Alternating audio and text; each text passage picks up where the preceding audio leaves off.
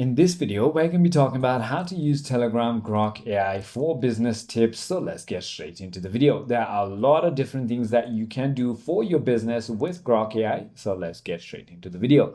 The first thing you want to do is simply go ahead and search for the Grok AI on the search bar of your Telegram and then start the chat. Now, once you've done that, you can do a lot of different things. You can exactly go ahead and explore the capabilities of the Grok AI. You can simply go ahead and ask it about business psychology or business ideas and so on. You can also ask questions regarding or related to your business on how you can be efficient. You can also get actionable tips, and you can also analyze and plan better. You can simply go ahead and tell it your business idea and get a step-by-step guide. You can also simply go ahead and create with Grok. So you can say something like, write a professional Instagram caption for our new product launch, which it will go ahead and do so.